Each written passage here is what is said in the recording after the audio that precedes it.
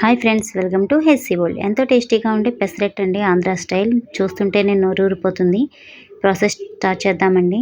ముందు రోజు నైట్ నేను 4 కప్పుల పొట్టి పెసరపప్పును నానబెట్టుకున్నానండి. అలాగే 1 కప్పు రైస్ని కూడా నానబెట్టుకున్నాను శుభ్రంగా కడిగి. ఇప్పుడు మనం గ్రైండర్లోకి నెక్స్ట్ డే మార్నింగ్ పొట్టి పెసరపప్పుని గ్రైండర్లో వేసుకుంటున్నానండి. ఇవి మెత్తగా రుబ్బుకోవాలండి.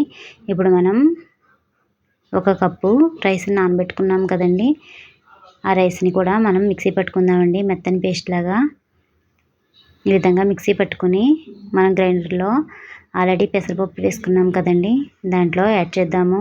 యాడ్ చేసి రైస్ అండ్ పెసరపప్పు రెండు కూడా బాగా మిక్స్ అయ్యి బాగా మెత్తగా నలిగేంత వరకు మనం రుబ్బుకుందామండి. అలాగే మా చిన్నమ్మాయి ఇవి కట్ చేస్తుందండి. పచ్చిమిర్చి, అల్లము అండ్ జీలకర్ర చిన్న మిక్సీ గిన్నెలోకి వేసుకొని మిక్సీ పడుతుంది. ఈ విధంగా మిక్సీ పట్టుకున్న పేస్ట్ని మనం ఈ పెసరపప్పు గ్రైండ్ అవుతుంది కదండి, దాంట్లో యాడ్ చేద్దాము. అలాగే రుచికి తగినంత కల్లుప్పును కూడా యాడ్ చేసుకున్నానండి. ఈ విధంగా యాడ్ చేసుకుని మెత్తగా రుబ్బాను కదండి. ఇప్పుడు ఒక గిన్నెలోనికి తీసేసుకుందామండి పెసరట్లకి. చూడండి ఫ్రెండ్స్, ఈ విధంగా రుబ్బుకోవాలి. ఇప్పుడు మనం పల్లీ చట్నీ ప్రిపేర్ చేసుకుందామండి. ముందుగా 1 కప్పు పల్లీలని ఈ విధంగా దోరగా ఫ్రై చేసుకొని ఒక ప్లేట్లోకి తీసుకుంటున్నానండి. ఇవి చల్లారవాలండి. ఇప్పుడు అదే ప్యాన్లో 1 స్పూను ఆయిల్ని వేసుకొని పచ్చిమిర్చిని ఈ విధంగా ఫ్రై చేసుకుంటున్నాను. ఇప్పుడు మిక్సీలోకి 2 వెల్లుల్లి రెబ్బల్ని, అలాగే మనం ఫ్రై చేసుకున్న వేరుశనగ పలుకులు అండ్ కొద్దిగా వేపిన శనగపప్పు అండ్ ముందుగా ఫ్రై చేసుకున్న పచ్చిమిర్చి, కొద్దిగా ఉప్పు, జీలకర్ర వేసి కొద్దిగా వాటర్ వేసి ఈ విధంగా మిక్సీ పట్టుకోవాలండి. ఇప్పుడు మనం పోపుని ప్రిపేర్ చేసుకుందాము.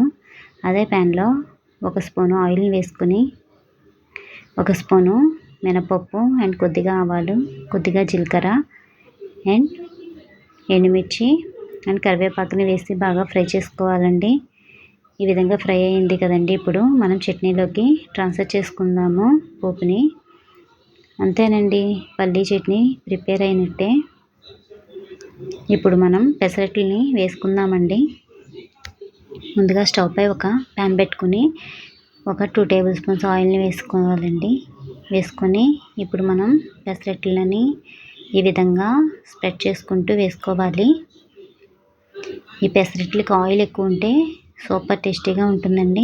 ఇప్పుడు మనం 1 స్పూన్ జీలకర్రని పైన చల్లుకుందాము. అలాగే కట్ చేసుకున్న ఆనియన్స్ని కూడా పైన చల్లుకొని ఈ విధంగా దోరగా మనం కాల్చుకోవాలండి. చూడండి ఫ్రెండ్స్, ఎంత చక్కగా పెసరట్లు అనేవి వచ్చినాయో. చాలా టేస్టీగా వచ్చాయండి. మీరు కూడా ఈ రెసిపీని ట్రై చేసి ఎలా వచ్చిందో కామెంట్ చేయండి ఫ్రెండ్స్. మా పిల్లలు అయితే చాలా ఇష్టంగా తిన్నారండి పెసరట్లు. మీరు కూడా ఈ రెసిపీని ట్రై చేయండి ఫ్రెండ్స్. అలాగే మరొక పెసరట్ని కూడా ఈ విధంగా స్ప్రెడ్ చేసుకుంటూ వేసుకుంటున్నానండి. ఈ విధంగా మరొక పెసరట్టును కూడా మనం వేసుకుంటున్నాను. ఈ విధంగా 2 వైపులా కూడా దోరగా ఈ విధంగా కాల్చుకోవాలండి. చూడండి ఫ్రెండ్స్, చూస్తుంటేనే నోరూరిపోతుంది కదండి. అంతేనండి, ఇంకా సర్వ్ చేసుకోవడమే. ఈ రెసిపీ మీకు నచ్చినట్లయితే లైక్ చేయండి, సబ్స్క్రైబ్ చేసుకోండి.